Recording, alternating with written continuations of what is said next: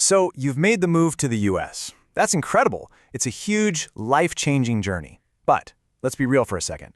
Trying to figure out the American healthcare system, it can feel like you've been dropped into a maze, blindfolded. It's just so confusing. I mean, you've probably heard the horror stories, right? Someone goes in for a simple checkup and suddenly gets a bill in the mail for, what, $5,000? It's wild. And for anyone new here, one bad surprise, one medical emergency can literally wipe out months, maybe even years of your hard-earned savings. That's a scary thought. So, you see, the fear isn't just about getting sick. It's about protecting your financial future from a system that just feels overwhelming. But that's exactly why we're here today. We're going to demystify one of the most popular health insurance options out there, the PPO plan. And I promise, by the end of this, you are going to get it. Completely. All right, let's dive right in.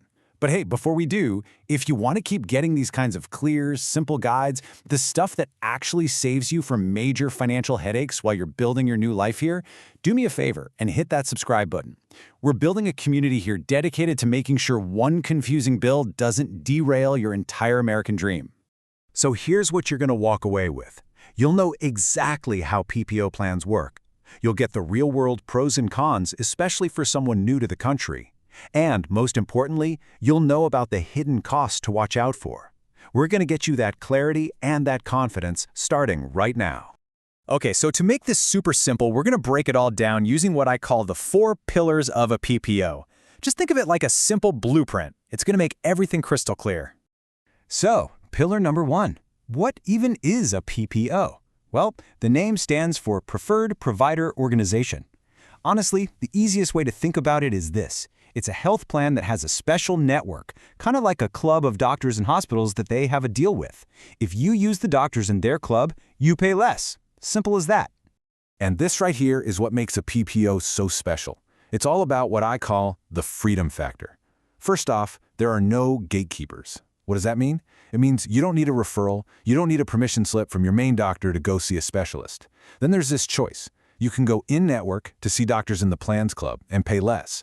Or you have the freedom to go out of network and see pretty much any doctor you want. It'll just cost you a bit more. But that choice, it's always yours. Okay, so that idea of freedom brings us straight to pillar 2. Let's talk about the pros. Why do so many newcomers end up choosing a PPO plan? Well, it really boils down to 3 huge advantages. Advantage number 1 is just total flexibility. Think about it. If you need to see a cardiologist for your heart, or a therapist, or whatever, you just find one and you make the appointment. No waiting around for a permission slip from another doctor. You are in the driver's seat of your own healthcare. All right, pro number 2, a giant network. Seriously, PPOs usually have these massive pools of doctors and hospitals to choose from. So what does that really mean for you? It means you've got a much better chance of finding a great doctor right in your neighborhood who's in that network, which, of course, keeps your costs way down. And pro number 3 is a big one, especially if you plan on traveling around the US. PPO coverage travels with you. So if you get sick while you're visiting family in another state, your plan is way more likely to have your back. That is a huge peace of mind when you're away from home. Okay, so far it all sounds pretty great, right? Well, that brings us to pillar 3, the trade-off. Because all that freedom, all that flexibility we just talked about, it does come at a price. It's a balance. On one side, you've got all this freedom and choice. On the other, you've got a higher monthly cost and a bit more responsibility on your shoulders. So what is this price of liberty? Well, first, your premiums. That's just your monthly bill, like a subscription fee. They're going to be higher. That's what you pay for that giant network and all that freedom. Second, you'll probably have a deductible. This is just a set amount of money you have to pay out of your own pocket first before the insurance really kicks in for most services. And finally, there's a bit more complexity. You're the one in charge, which means you're responsible for managing your own bills and records.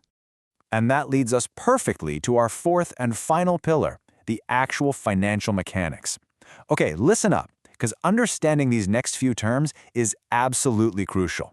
This is the stuff you need to know to protect your wallet from those scary, unexpected bills we mentioned at the start. Let's break this down as not as complicated as it looks. First up, the copay. Super simple. It's just a flat fee you pay for a visit, like $25 to see a doctor. Done. Next is coinsurance. This one's a percentage you pay after you've met your deductible. So, if a bill is $100 and your coinsurance is 20%, you pay $20. Easy enough? Now, the most important one on here, the out-of-pocket maximum.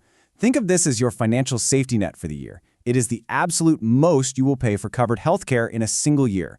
Once you hit that number, your insurance pays 100% of everything else. This is the term that stops a medical crisis from becoming a financial disaster.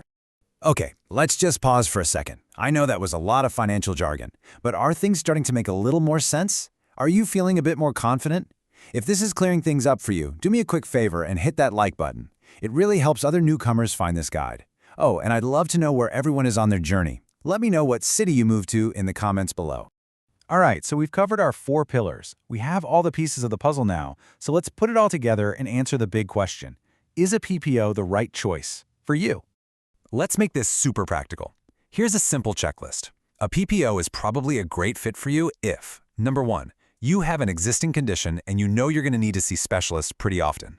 Number 2, you just really value the freedom to choose your own doctors without jumping through hoops. And number 3, your budget can handle that higher monthly cost. Because what you're getting in return is fewer barriers to getting the care you need, when you need it. At the end of the day, it comes down to this. Your health is your wealth. And learning how to navigate this system, that's one of the most powerful things you can do to protect both. I really hope this explainer has given you the confidence you need to take that next step. Thanks so much for joining me.